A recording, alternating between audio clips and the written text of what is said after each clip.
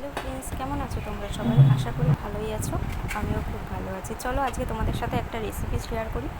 সেটা হচ্ছে আমসত্ত্ব।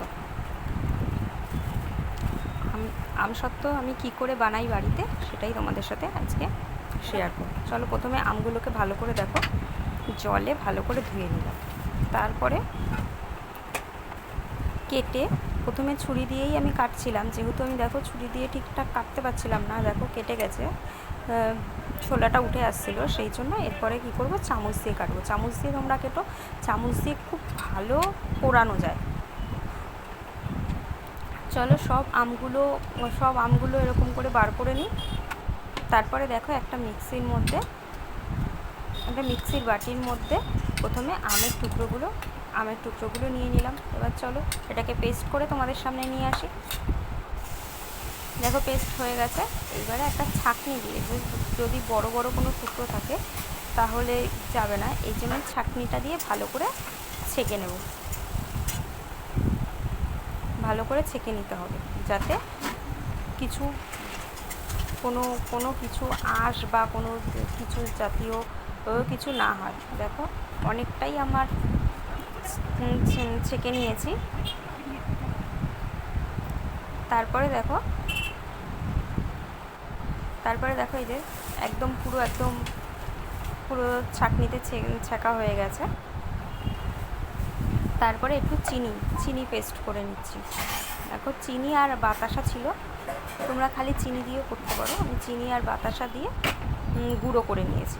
তারপরে গ্যাস জ্বালিয়ে ওই আমের ওই পেস্টটাকে ভালো করে ফুটিয়ে নিচ্ছি। দেখো ফোটানোর পর একটু লেবু দিয়ে দিচ্ছি, যাতে জিনিসটা যাতে নষ্ট না হয়ে যায়, ছাতকুড়া যাতে না পড়ে যায়, সেই জন্য একটুখানি লেবু দিয়ে দিলাম। একটু যেই ফুটে আসার পরে একটু চিনি আর বাতাসার যে গুঁড়োটা করে রেখেছিলাম ওইটা পরিমাণ মতন দিয়ে দিলাম। যার যেরকম পরিমাণ রাখবে সে সেরকম দিয়ে দেবে। তারপরে একটা প্লেটের মধ্যে সাদা তেলও দিতে পারো বা ঘিও দিতে পারো, মাখিয়ে রাখবে। দেখো মাখিয়ে রাখছি, মাখিয়ে রেখে তারপরে যেটা জাল দিয়ে নিয়ে এসেছিলাম আমের ওটাকে দিয়ে ভালো করে এবারে নাড়িয়ে চাড়িয়ে একটুখানি ঝাঁকিয়ে দিতে হবে, যাতে ভেতরে কোনো হাওয়া না, ভেতরে সব জায়গায় যেন সমানভাবে মেশে।